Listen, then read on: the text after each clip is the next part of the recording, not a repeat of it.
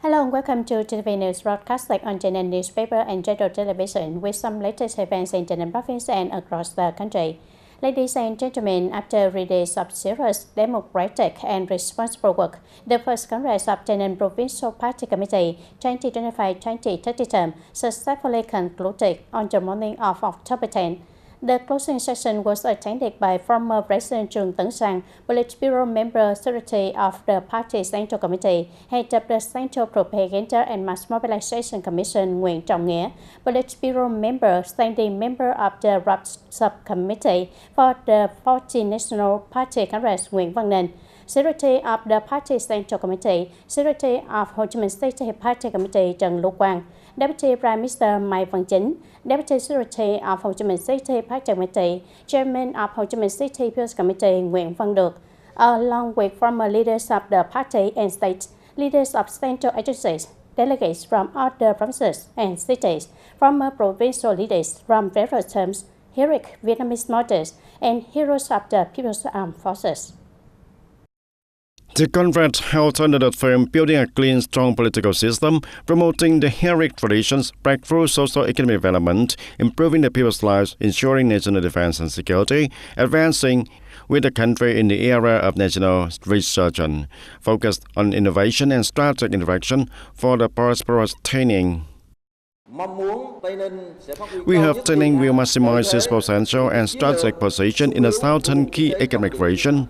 Spatial development should form industrial, trade, service, agriculture, and tourism centers, creating connected rail journeys. TayNinh should proactively propose pilot mechanisms for border trade, focusing on mobile economic zone as a breakthrough to realize rail as a key trans-Asian gateway and a new rail engine. At the section, the Politburo announced the new Party Executive Committee, consisting of 67 members, and a Standing Committee concluding of 20 members for the 2025-2030 term. Mr. Nguyễn Văn Quyết was appointed as Provincial Party Secretary, with Mr. Nguyễn Mạnh Hùng as Permanent Deputy Secretary. Other deputies include Mr. Nguyễn Văn Úc, Mr. Phạm Hùng Thái, and Mr. Nguyễn Thanh Hải. TayNinh will also send 32 officials and 4 alternate delegates to the 40 National Party Congress. Speaking on behalf of the new leadership, the Secretary of Provincial Party Committee Nguyễn Văn Quyết affirmed that we are fully confirmed to striving for the right achievements with the party, authorities, and the people of TayNinh. The new Provincial Inspection Committee consists of 14 members, was also announced, with Mr. Nguyễn Thành Vững appointed as the head and 5 deputy heads. The conference agreed on home development goals for 2030, a dynamic, sustainable economy, strategic regional connectivity, and leadership in border trade with Cambodia. The key targets include economic growth for 10 to 10.5% annually, 50% increase in budget revenue and per capita income over 94 million Vietnam dong, eradication of poverty by 2030. We will develop specific plans to ensure the feasibility for the key projects and the targets set by the conference. Special attention will be given to mobile border economy and trade. We plan to allocate investment capital to develop these regions and enhance TayNinh's economic growth.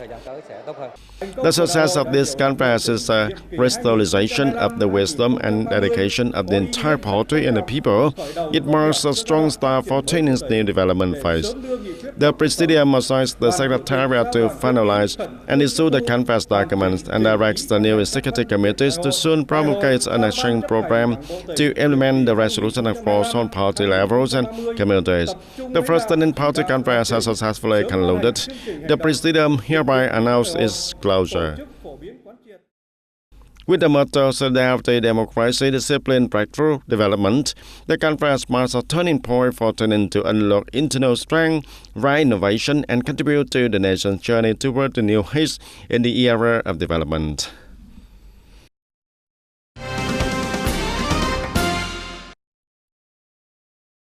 The business community in TayNinh is placing high hopes on the province's new policies for the 2025-2030 period, aiming to foster a more open investment environment, unlock local potential, and strengthen the role of the private sector in socio-economic development. By 2030, TayNinh aims to have over 57,000 businesses, with the private sector contributing more than 60% of GRDP, becoming the key driver of sustainable and rapid growth. Alongside administrative reforms, the province is also focused on effectively implementing Resolution number 68 on private sector development, especially in improving the quality and scale of small and medium-sized enterprises, the cooperatives and collaborative economies. The jobs and expectations of the business community are seen as key motivators for TayNin to successfully implement post-contract decisions, promote private sector role, and enhance its position as a competitive and sustainable development hub in the Southeast.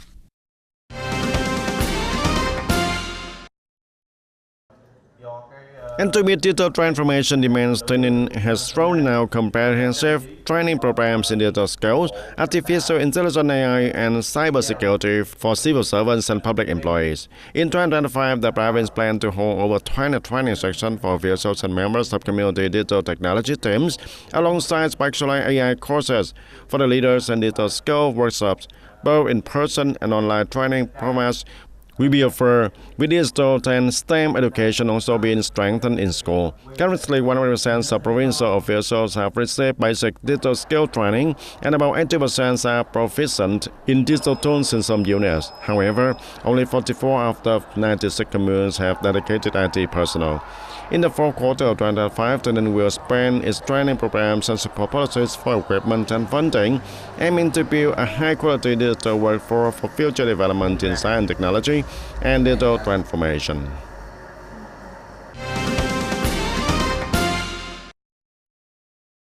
TayNin is accelerating plans to develop modern telecommunications and IT infrastructure, aiming for 100% 5G coverage in all industrial zones and clusters by 2030, and IoT deployment in at least 50% of key areas. The province has 59 industrial zones and clusters, totaling over 16,800 hectares, with 54 already operational and attracting both domestic and foreign investment. Telecom infrastructure is well developed, with 4G, 5G, and fixed internet covering on residential, rural, and border areas. Currently, 5G is available in 47 out of 96 communes and 10 out of 54 industrial clusters. Telecom providers plan to add 1,218 more 5G BTS stations. The integrated deployment of 5G and IoT will support smart factories, industrial robots, environmental monitoring, and supply chain management, helping businesses optimize production, cut costs, and boost productivity, contributing to TayNin's digital and sustainable industrial role.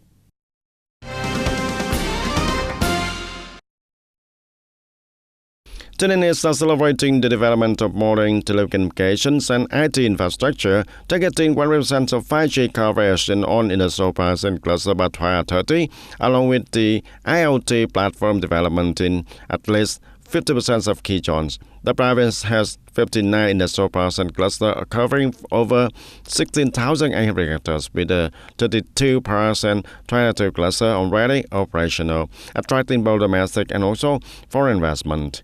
Telecom infrastructure has been comprehensively developed, with the 4G over 5G and fixed internet available across all residential, rural, and border areas, and currently 5G is available in 47 out of 96 communes, worse and about 50%, and in 10 out of 54 qualified industrial clusters. Telecom providers plan to install 1,219 additional 5G BTS stations in the coming phase. The integration of 5G and IoT will support smart factories, industrial robotics, environmental monitoring, and supply chain management, helping businesses reduce the costs, improve the productivity, and advance TayNin's digital economy and sustainable industrial growth. The audience ethnic communities across the province have expressed strong support and trust in the leadership of the Provincial Party Committee. They hope that key development directions outlined for the new term will soon be realized, especially bringing positive trends to remote and ethnic minority areas. This Congress has introduced many important policies and resolutions, including those concerning our ethnic minorities. Besides the care and support from the party and state, I and fellow Khmer people always try to keep learning so we are not left behind. After this party congress, I will continue to spread its resolution to people in my community, especially the Cham ethnic group, encouraging compliance with the law and state policies. I'm Chinese ethnicity, living and working in Goyou, TayNinhTV. I'm very pleased and excited about the development directions stated careers. I hope to contribute to building a strong national unity bloc and preserving our cultural identity. I hope the elected leaders will soon implement the resolutions and policies so that our people, especially the Tamil ethnic group, can benefit from them. These voices reflect the solidarity, support, and active participation of Danish ethnic communities in the journey toward a comprehensive and sustainable provincial development, where no one is left behind and everyone has a chance to thrive. Turn to other notable domestic news. Ladies and gentlemen, at a recent seminar, Restructuring Global Trade, Challenges and New Adaptation Strategies in Hanoi, a representative from the Ministry of Industry and Trade announced that Vietnam is developing a new national logistics strategy with 8 key focus areas. According to Mr. Trần Thanh Hải, Deputy Director of Import-Export Department, the new strategy aims to provide a strong legal infrastructure and human resource foundation to position logistics as a vital service sector in Vietnam's deeper integration into global supply chains.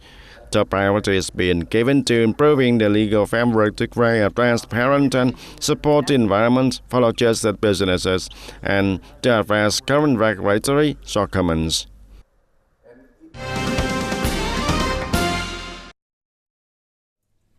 On October 9, Deputy Prime Minister Hồ Đức Phước met with Mr. Marco Dan Lago, Vice President of Global Development and Partnerships at TETA, a leading global stablecoin issuer.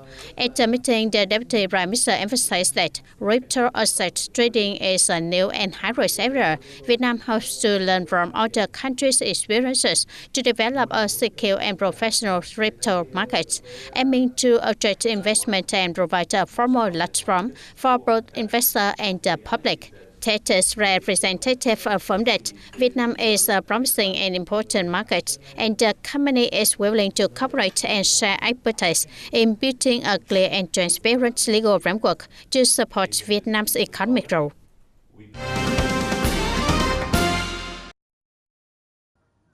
Nam Định Flag Tower, also known as Kỳ Đài Thành Nam in Ninh Bình Province, is one of the Vietnam's 4 oldest flag towers, built during the same period and in a similar style as Hanoi's flag tower. In recent years, it has become a popular tourist site for locals and visitors alike.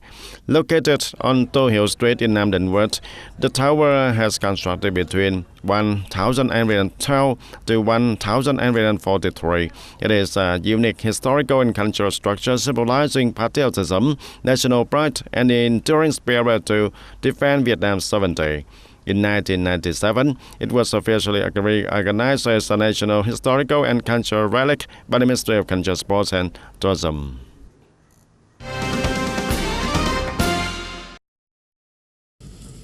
The 2025 Traditional Festival at Trần Thương Temple was officially opened in Trần Thương Khánh Miệu, Ninh Bình Province, commemorating the 725th anniversary of the death of national hero Trần Quốc Tuấn, Grand Prince Hưng Đạo. Over the years, the festival has become a meaningful tradition honoring those who contributed to the founding and defense of the nation while promoting the historical values of Vietnam. The event serves as a reminder to future generations to respect the past, pay tribute to national ancestors, strengthen unity, and carry forward the principle in times of peace, nurture the people's well-being as the foundation of lasting strength. The audience known as the extended arms of local-level digital transformation steering committees, community digital technology groups in TayNinhTV have been playing a key role in guiding and assisting citizens to participate in digital transformation, generally shaping a digital society right at the grassroots level. Among them, Long An and Long Hoa Works stand out with many innovative and practical approaches that have contributed to comprehensive digital transformation in their localities. Since early July, community digital technology groups in Lomangwar has launched two major campaigns, guiding residents directly at quarter offices and even visiting households to assist with using digital services such as cashless payments, online administrative procedures, and public service apps. With consistent support and model replication, Lomang now has 49 quarters, each with a community digital technology group of more than 10 members, including local officials, youth union members, and mass organization representatives. Youth union members in particular led the way in supporting residents to access online public services and adopt technology in daily life and production. Youth union members must first master digital skills and transform themselves, then get people in accessing simple digital services like cashless payments and online submissions. Digital transformation is being spread more and more each day. In Lomangwar, from the outset of the local to level government model, the Party Committee and People's Committee quickly directed the formation of 24 community digital technology groups with 178 members.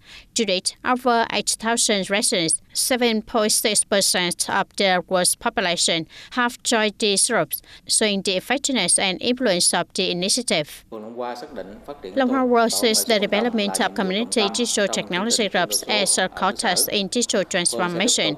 We plan to pilot community digital corners in every quarter and strengthen collaboration with telecom companies to provide training tools and digital platforms to support the groups.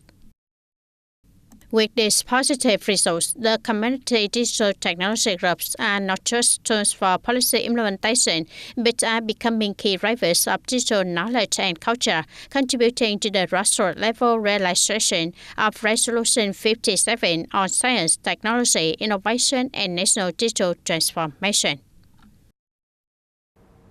And that's all for today TTV News. Thank you for being with us and goodbye for now.